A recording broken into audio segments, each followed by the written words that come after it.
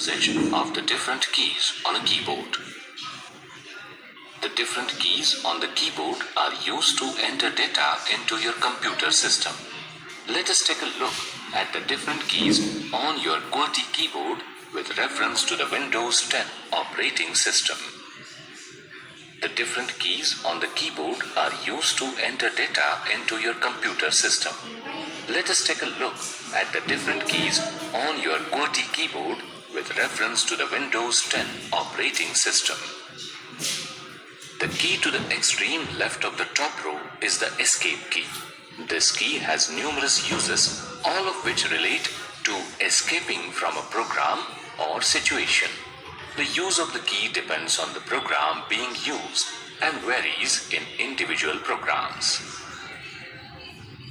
On the top right hand side of the keyboard are three keys marked Print Screen, Scroll Lock and Pause Break that are rarely used by beginners. Some programs like Windows use the Alt plus Print Screen keys to obtain screen captures.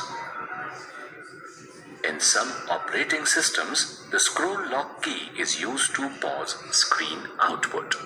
The Pause Break key is usually used to change the interaction with the computer, such as switching between multiple login sessions, terminating a program, or interrupting a modem connection.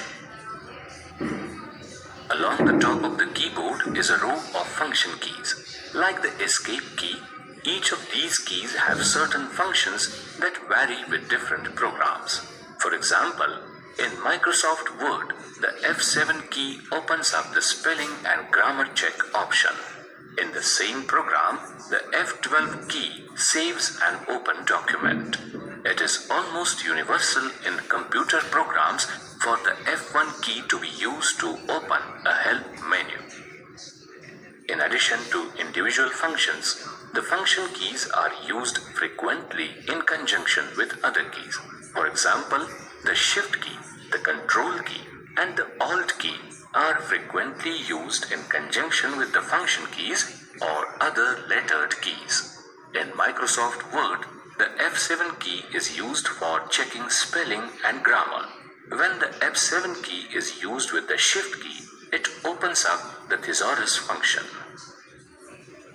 The keys along the top of the main keyboard have two uses. For example, the key with number 4 on it also has a $sign on it. To type the $sign, you hold down the Shift key and hit the number 4 key. The Shift key is used to type all of the symbols on the upper part of each key. The Caps Lock key, when pressed down, makes every letter print as uppercase. Pressing down the Caps Lock a second time returns the key to its normal function. Such keys that alternate between two modes of operation are called as toggle keys. The space bar, the long key in the lower center of the keyboard, is used to put spaces between words and sentences. The Tab key is used to push the typing along the line in specified distances. For example, if you wish to indent the first line of every paragraph, then it is wise to use the Tab key. It is unwise to use the space bar for this purpose because you may miscount the spaces, and secondly, the space bar does not give an even or regular distance from the margin, thus making your document look untidy and uneven. The Enter key is one of the most important keys on the board. In a word processor, it makes another line when you hit it, but it has other functions. It has the function of executing or doing a command in the same way a mouse click does. Slightly to the right of the keyboard and below the print screen group is a cluster of 6 special keys. The Insert key in this group serves to insert keystrokes. The existing words are pushed along in front of the new text entered. Pressing the key once again results in the replace mode. Now, new letters are printed over the old letters.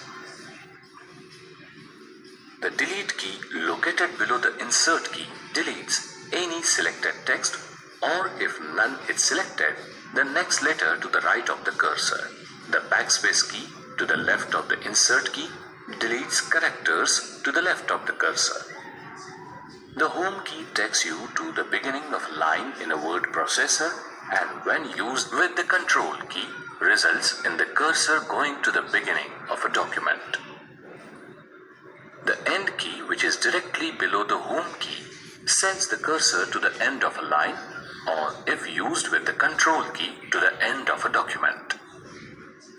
The page up and page down keys move the screen up or down one screen page.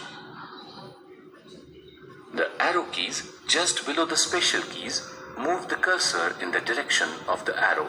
When used in conjunction with the control or shift key, they perform different functions again. For example, if you hold down the control key and press the arrow pointing to the right, then the cursor jumps one whole word.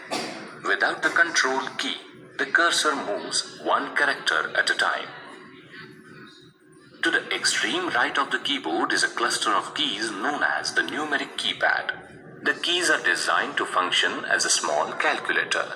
The key on the top left hand, the num lock, when pressed, turns off the numeric keypad and allows it to perform the same way as the special keys. The small light that lights up just to the top of the numeric keypad indicates whether the keypad is on or off. On either side of the spacebar, outside the Alt key, is a key with the Windows logo. Pressing this key displays the Start menu. Holding the Windows key down and pressing another key initiates other actions. You have reached the end of the assignment.